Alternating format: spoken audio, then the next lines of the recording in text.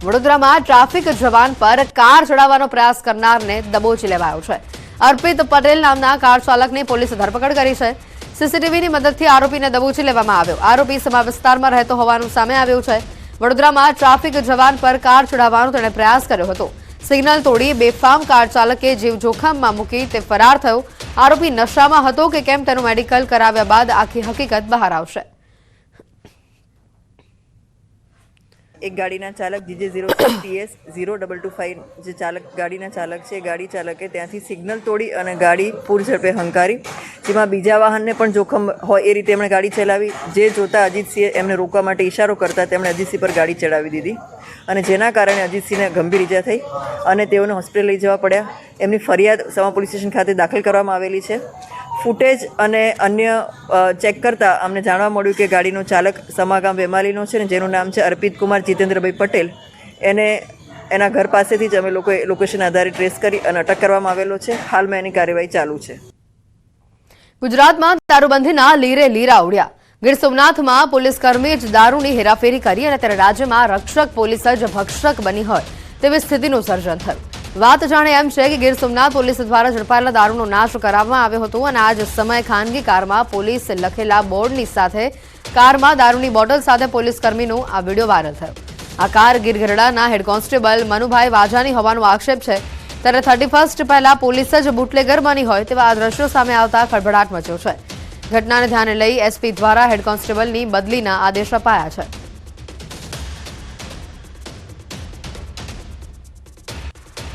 નવસારીના બિલીમોરામાં તસ્કરો બેફામ બની રહ્યા છે। ભર બપોરે ગોહરબાગ વિસ્તારમાં ગાડીનો કાચ તોડી 4 લાખ કરતા વધુની રોકડની ચોરી કરવામાં આવી।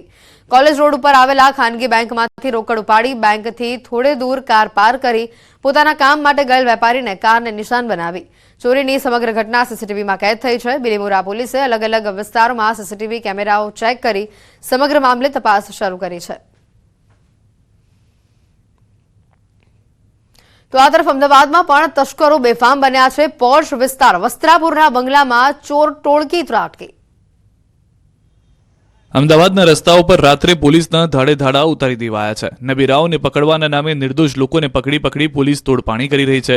એક રસ્તાઓ પર પોલીસે ધામા નાખ્યા છે પણ નિર્દોષ કાર ચાલકોને પકડતી પોલીસને તસ્કરો દેખાતા નથી। શહેરના હાડસમા વસ્ત્રાપુર વિસ્તારના સત્યમ બંગલોઝમાં ચોર ટોળકી ત્રાટકી હતી।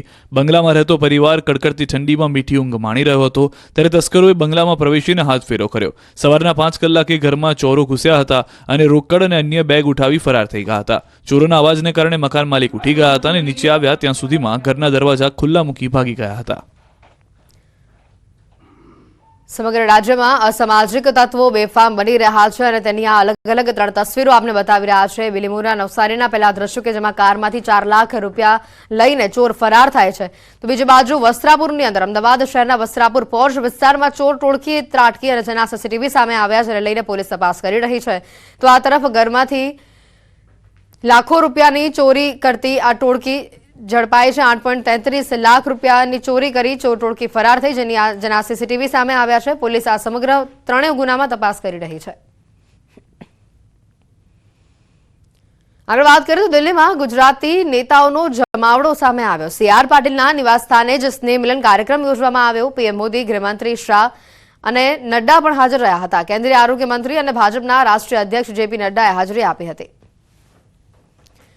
દિલ્હીથી આ તસવીરો CR પાટીલના નિવાસસ્થાને વિશેષ સ્નેહ મિલન કાર્યક્રમ યોજાયો હતો જેમાં ગુજરાતના ધારાસભ્યો નેતાઓ પણ હાજર રહ્યા હતા। મુખ્યમંત્રી ભૂપેન્દ્ર પટેલ પણ હાજર રહ્યા હતા। આણંદ જિલ્લામાં 15 વર્ષીય સગીરાએ અગમ્ય કારણોસર પોતાનું જીવન ટૂંકાવ્યું। મૂળ છોટાઉદેપુરની વતની આ સગીરાએ આણંદની ચરોતર એજ્યુકેશન સંચાલિત કસ્તુરબા કન્યા છાત્રાલયમાં આપઘાત કર્યો। લાકડાના કબાટના હેન્ડલ સાથે ફંદો બનાવી જીવન ટૂંકાવ્યું। ઘટના અંગે જાણ થતાં જ પોલીસ ઘટના સ્થળે દોડી આવી અને મૃતદેહને પોસ્ટમોર્ટમ માટે હોસ્પિટલ ખસેડવામાં આવ્યો। જોકે તેજસ્વી વિદ્યાર્થીનીએ આ અંતિમ પગલું ભરી લેતા અનેક તર્ક વિતર્ક સર્જાઈ રહ્યા છે।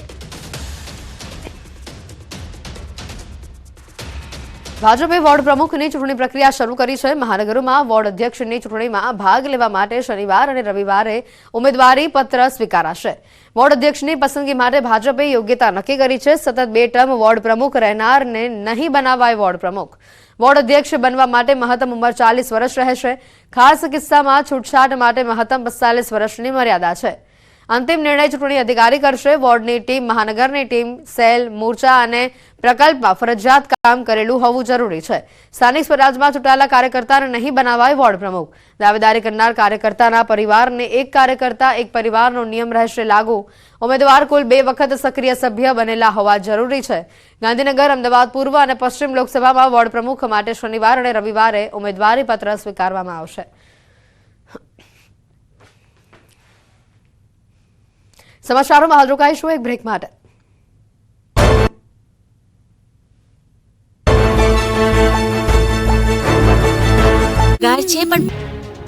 રાજ્ય સરકારના કર્મચારીઓ માટે આનંદના સમાચાર સામે આવ્યા છે. 7મા પગાર પંચનો લાભ મેળવતા રાજ્ય સરકારના કર્મચારીઓને કેન્દ્રના ધોરણે મોંઘવારી ભથ્થામાં 3% વધારો કરવામાં આવ્યો છે. હવેથી 1 જુલાઈ 2024થી 3% વધારો કરી 53% મોંઘવારી ભથ્થું મંજૂર કરવામાં આવ્યું છે. તો પેન્શનર્સ અને કર્મચારીઓને 1 જુલાઈ 2024થી મૂળ પગારના 53% મોંઘવારી ભથ્થું મળશે. રાજ્ય સેવાના અને પંચાયત સેવા તથા અન્ય મળીને 4.45 લાખ કર્મચારીઓ અને 4.63 લાખ પેન્શનર્સને લાભ મળશે. રાજ્ય સરકાર અને પંચાયતના કર્મચારીઓને જુલાઈ 2024થી નવેમ્બર 2024 સુધીના મળવાપાત્ર મોંઘવારી ભથ્થાના પગાર તફાવતની રકમ ડિસેમ્બરના પગારની સાથે રોકડમાં ચૂકવવાની રહેશે. ગુજરાતમાં શિયાળો જામી તો ગયો છે, પરંતુ હજુ જોઈએ એવી ઠંડી પડતી નથી. અમુક શહેરોને બાદ કરતા તાપમાન 15 ડિગ્રીથી નીચે પણ નથી ગયું. 2 દિવસથી તો લોકોને શિયાળો ગાયબ થઈ ગયો હોય તેવો અહેસાસ થઈ રહ્યો છે. તાપમાન ફરી ઊંચકાઈને 18 ડિગ્રી આસપાસ પહોંચી ગયું છે, પરંતુ ફરી એકવાર ઠંડીનું ટોર્ચર સહન કરવા તૈયાર થઈ જજો. કાતિલ ઠંડીનો રાઉન્ડ આવી રહ્યો છે. હવામાન વિભાગની આગાહી મુજબ આગામી 3 દિવસ વાતાવરણ સ્થિર રહેશે. બાદમાં 3 દિવસ બાદ ઠંડીનું જોર વધશે. 3 દિવસ બાદથી રાજ્યના તમામ જિલ્લાઓમાં 2 થી 4 ડિગ્રી સેલ્સિયસ તાપમાનમાં ઘટાડો થઈ શકે છે. એટલે ફરી એક વખત ગાત્રો થીજવતી ઠંડી ગુજરાતવાસીઓએ તૈયાર રહેવું પડશે.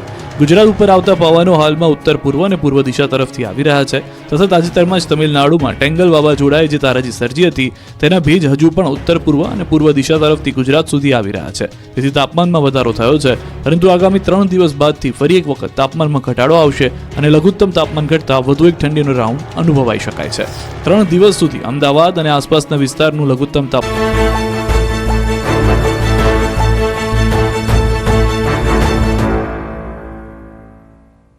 બ્રેક બાદ આપનું સ્વાગત છે. છેલ્લા કેટલાય વર્ષોથી દીવ અને માંડવી બીચના દરિયામાં શિયાળાની ઋતુમાં ડોલ્ફિન માછલી મહેમાન બને છે. ત્યારે આ વખતે પણ દીવ અને ઉનાના માંડવી બીચ ઉપર ડોલ્ફિન દેખાતા સહેલાણીઓ માટે આકર્ષણનું કેન્દ્ર બની હતી. ગુલાબી ઠંડીમાં ડોલ્ફિને દેખા દીધી છે અને જેને જોતા જ સહેલાણીઓ પણ ખુશ જોવા મળ્યા. આ ડોલ્ફિનને નિહાળવા માટે સહેલાણીઓ એડવાન્સમાં બુકિંગ કરાવતા પણ જોવા મળ્યા. ડોલ્ફિન માછલી એક શાંત સ્વભાવની અને દરિયાના પાણીમાં લોકોને જોઈને ઉછળકૂદ કરતી માછલી છે. ડોલ્ફિન સિઝન ચાલુ થાય છે નવેમ્બરથી લઈને જાન્યુઆરીના એન્ડ સુધી હોય છે ડોલ્ફિન. અને અર્લી મોર્નિંગથી લઈ સવારે 7, 7:30થી ચાલુ કરે છે ડોલ્ફિન અમે બતાવવાનું બધા લોકોને. લાસ્ટ 9:30, 10 વાગ્યા સુધી ડોલ્ફિન જોવા મળે છે ને મોટી સંખ્યામાં જોવા મળે છે. ક્યારેક 10નું ઝુંડ હોય છે, ક્યારેક 25નું ઝુંડ હોય છે. ઓલ ગુજરાતમાં અહેમદપુર માંડવી બીચ ઉપર જ વધારે પડતે ખાસ ડોલ્ફિન જોવા મળે છે અહીંયા. નવસારીના વિજલપુર પાલિકા વિસ્તારમાં 5 ડિસેમ્બરથી 16 જાન્યુઆરી સુધી પાણી કાપ રહેશે. એટલે કે 45 દિવસ સુધી શહેરીજનોને માત્ર એક જ સમય પર પીવાનું પાણી મળશે. દક્ષિણ ગુજરાતની ઉકાઈ કાંકરાપાર સિંચાઈ યોજના હેઠળ આવતી નહેરનું સમારકામ થવાનું છે અને જેની અસર નવસારીના શહેરીજનો પર જોવા મળશે. સાથે જ ગણદેવી અને સુપા વિસ્તારના ખેડૂતોને 45 દિવસ સુધી સિંચાઈ માટેનું પાણી કાપ રહેશે. તેમજ ચીખલી અને વલસાડ વિસ્તારની ઉકાઈ કાંકરાપાર સિંચાઈ યોજના હેઠળ આવતી નહેરમાં 11 ડિસેમ્બરથી લઈને 3 ફેબ્રુઆરી સુધી પાણી કાપ રહેશે. છોટાઉદેપુર નગરપાલિકા દ્વારા 1,70,00,000ના ખર્ચે મલ્ટીપર્પઝ બિલ્ડિંગ બનાવવામાં આવે છે. પાલિકાને આર્થિક મદદ મળે તે હેતુસર છોટાઉદેપુરના પ્રાઇમ લોકેશન ઉપર આ બિલ્ડિંગ બનાવવામાં આવી છે, જેમાં 40 દુકાનોનો સમાવેશ થાય છે. વેપારીઓને પણ આ કોમ્પ્લેક્સમાં દુકાનો લેવાનો ભારે ઉત્સાહ હતો, પરંતુ તેની હરાજી ન થતાં 5 વર્ષથી તૈયાર થયેલ આ કોમ્પ્લેક્સ હાલ ધૂળ ખાઈ રહ્યું છે. ઉલ્લેખનીય છે કે જે જમીન પર બિલ્ડિંગ બનાવાઈ છે તેની પહેલા આ જમીન પર આંગણવાડી હતી, જેનો હેતુ ફેર કરવાની પ્રક્રિયા પૂર્ણ પણ નહોતી થઈ અને તેની પહેલા જ આ ઇમારત ઊભી કરી દેવામાં આવી, જેથી હરાજી અટકી ગઈ છે. ધૂળ ખાતું આ કોમ્પ્લેક્સ જાણે શૌચાલય બની ગયું હોય તેમ લોકો અહીંયા શૌચક્રિયા માટે જ તેનો ઉપયોગ કરી રહ્યા છે. જ્યાં જુઓ ત્યાં ગંદકી જોવા મળી રહી છે અને જેથી સ્થાનિકો તેમજ વેપારીઓની એક જ માંગ છે કે આ પ્રશ્નનો જલ્દીથી નિકાલ આવે.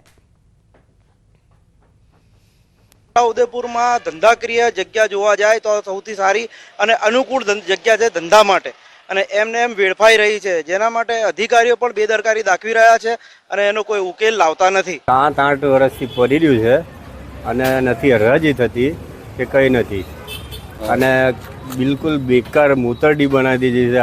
આટલા રૂપિયા ખર્ચો કર્યા પછી બી 5 વર્ષ પહેલા 2 કરોડના ખર્ચે મલ્ટીપર્પઝ બનાવવામાં આવેલું તે આજે બિલકુલ હવાળ પરિસ્થિતિમાં પડી રહ્યું છે. એનો કોઈ ઉપયોગ નથી અને લોકો ત્યાં ગંદકી કરે છે. જનતાના પૈસાનો આવો ખરાબ રીતથી વેડફાટ થયેલો છે. બસ કમ શોપિંગ સેન્ટર જે પેટ્રોલ પંપ ચોકડી ઉપર બનાવવામાં આવેલું છે તેની ફાઇલ હાલમાં નિયામક શ્રી શહેરી વિકાસ ખાતે ચાલેલ છે, હરાજીની ફાઇલ. એ ત્યારબાદ ત્યાંની મંજૂરી મળ્યેથી અમારા દ્વારા હરાજી કરવામાં આવશે અને તેની બોલી લાગશે અને એની હરાજી કરી ચૂકવણું કરું.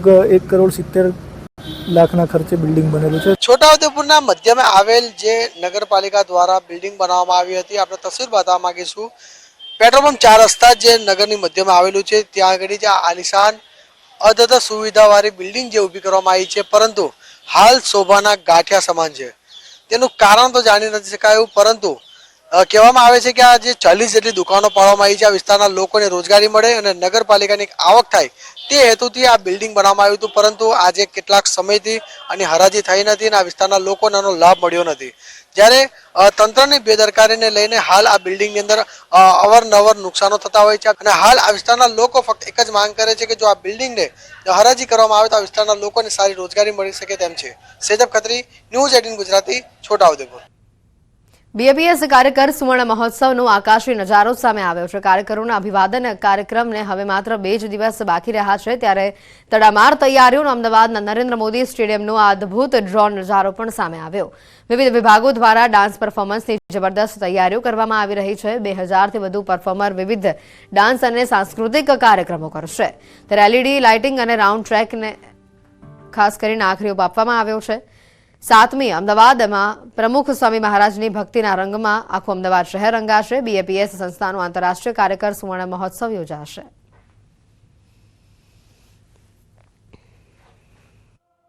ભવ્ય, દિવ્ય અને અદ્ભુત, ઐતિહાસિક, આધ્યાત્મિક, અલૌકિક, અદ્વિતીય. જેટલો વિરાટ સંપ્રદાય એટલું જ વિરાટ આયોજન. આ દ્રશ્યો અમદાવાદ સ્થિત વિશ્વના સૌથી મોટા નરેન્દ્ર મોદી સ્ટેડિયમના છે, જ્યાં યોજાવા જઈ રહ્યો છે બીએપીએસ સંસ્થાનો આંતરરાષ્ટ્રીય કાર્યકર સુવર્ણ મહોત્સવ. આ કાર્યક્રમને લઈને તડામાર તૈયારીઓ કરાઈ રહી છે. કાર્યક્રમમાં 4 ચાંદ લગાવવા 1થી 1 ચડિયાતા સુશોભનો તૈયાર કરાઈ રહ્યા છે. વિવિધ કલાકૃતિઓ બનાવાઈ રહી છે.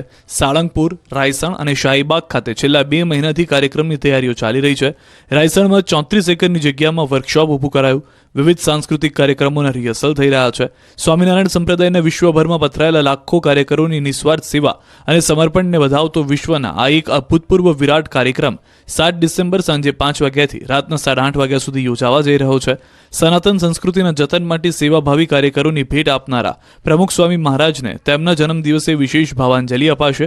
આ કાર્યક્રમમાં વિશ્વભરમાં સેવા આપી રહેલા 1 લાખથી વધુ નિસ્વાર્થ કાર્યકરોનું અભિવાદન થશે.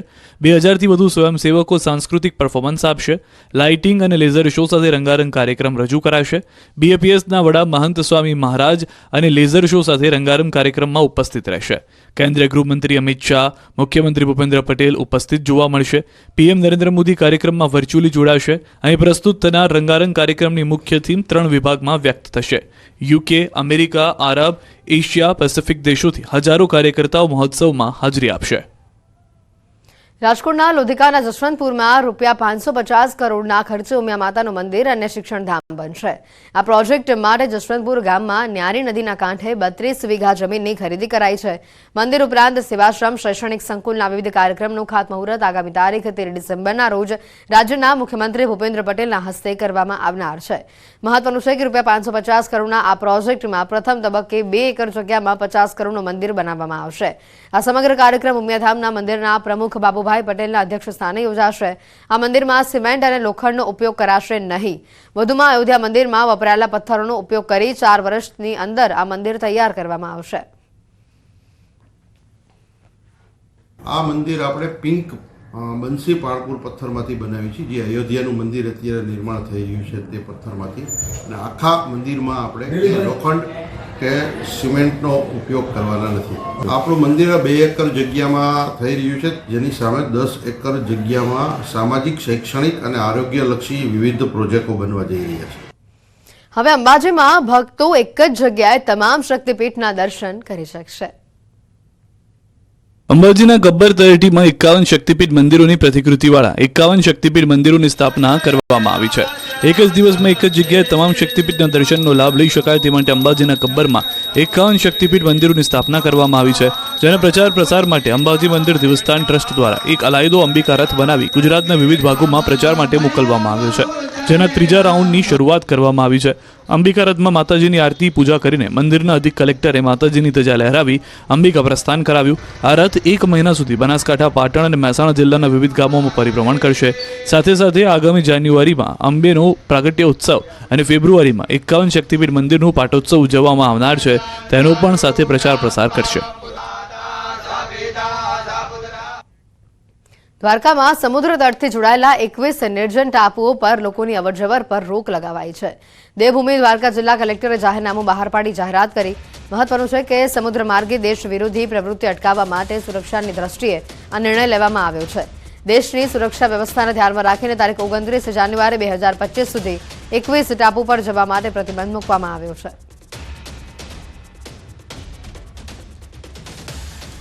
મહત્વની વાત છે, 21 ટાપુ પર લોકોના જવા પર પ્રતિબંધ લગાવવામાં આવ્યો છે. દ્વારકા કલેક્ટર દ્વારા સમગ્ર મામલે જાહેરનામું પ્રસિદ્ધ કરવામાં આવ્યું. મહત્વનું છે કે સમુદ્ર માર્ગે દેશ વિરોધી પ્રવૃત્તિઓ અટકાવવા માટે સુરક્ષાની દ્રષ્ટિએ આ નિર્ણય લેવાયો છે. દેશની સુરક્ષા વ્યવસ્થાને ધ્યાનમાં લઈને આ નિર્ણય લેવાયો છે.